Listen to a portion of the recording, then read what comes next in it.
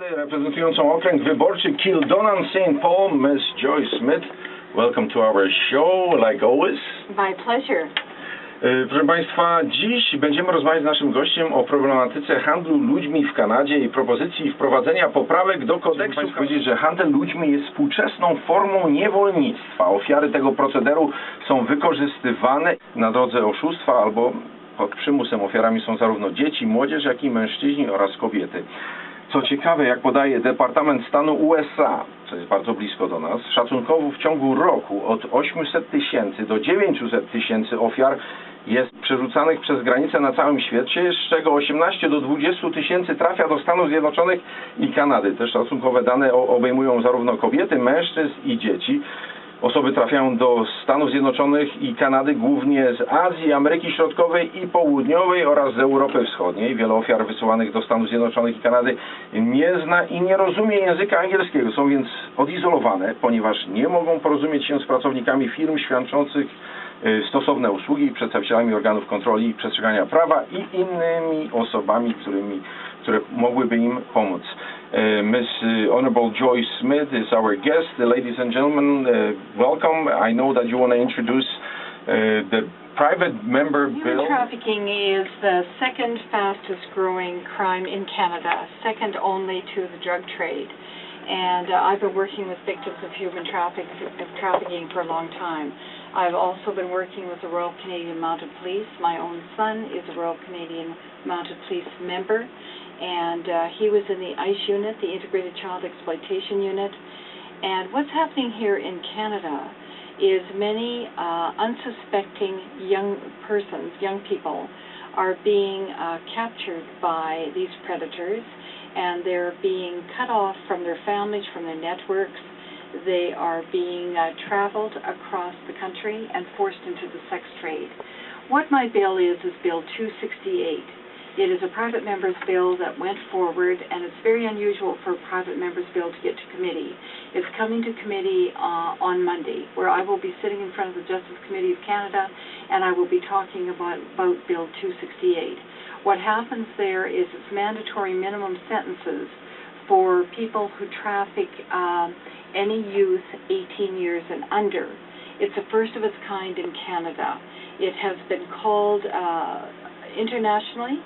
Countries all over the world have called for Canada to introduce a mandatory minimum sentence for traffickers of children. Now, traffickers of children, they get the children from other countries, from Europe, from Asia, all over, but also born and bred in Canada, Canadian children. Right here, right here in Canada. And as a member of Parliament for Kildonan-St. Paul, I have to tell the audience out there that long before I went to Parliament, I was working with victims. And the reason why I knew about it is my own son was in the Integrated Child Exploitation Unit, known as the ICE unit. He was a police officer. And that wonderful unit did much to rescue young people. But I found out more than I wanted to know, and over almost a decade, I've been working to try to stop this horrendous crime from spreading in Canada. Now, as a member of Parliament, when I was elected to go to Parliament, I brought it on a committee called the Status of Women. And first time when I first was elected, I couldn't get it on the committee. They didn't believe it. The second time, I put my motion forward on the Status of Women committee again. And there was a woman, an MP, she was from the Bloc Québécois, and she had written a book on organized crime and prostitution. So I knew that she knew, and we got together and I passed the motion. And it is public record about what happened at that committee. I brought in witnesses from all over Canada, and I brought in victims here from Manitoba, like Liz Crawford, who was an international model who came and talked about victims that she had known as an international model. But that was very compelling to hear their stories. Following that, I put motion 153 in Parliament. It was passed by all of Parliament. Now they agreed to stop human trafficking. They agreed that we needed to do a national strategy to stop human trafficking in Canada. And now there's a very important bill, Bill 268. mandatory minimums for traffickers of children, mandatory minimums of 5 years. To be quite honest, I wish I could do 85 years, but I can't do that. The life sentence. A life sentence, but I would get a court challenge. But the good thing about mandatory minimums is when a trafficker is brought before a judge, if this law goes through, like it should in Parliament, if it goes through, the judge is compelled to give him at least 5 years. And then you can put the other laws on top of that to get him out of the system and in jail longer. So with human trafficking, there's another aspect to it as well, because after the victims are rescued, they need to be counseled, they need to be sheltered, they also need to have education so they can get in another line of work. We live in the most beautiful country in the world. We as Canadians stand for freedom and liberty and the right to be safe, the right for our families to grow and prosper and raise their own families and be happy. It's supposed to be the land of opportunity. We thought that slavery was ended in the 1800s under Wilberforce. Well, it's back. It's still existing. It's back in its ugliest form. Yeah. It's back in sex slavery of young children. These are innocent victims. Any victim that gets into this is an innocent victim. But the reason why traffickers go after young girls and young boys is because they don't cost anything like drugs do. They have to buy the drugs to be able to resell them. Whereas with a young child, they can just, they come on as their friends, they can capture them, and they can sell them over and over again, and they don't have to pay anything. You know, they give them lodging, but mostly they give them beatings, intimidation, and they live in fear of their lives.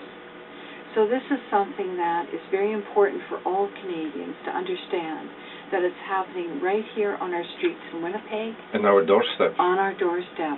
Yeah. It's a heinous, horrendous crime. And as a member of Parliament for Kildonan-St. Paul, I have chosen to do my very best to stop this horrendous crime.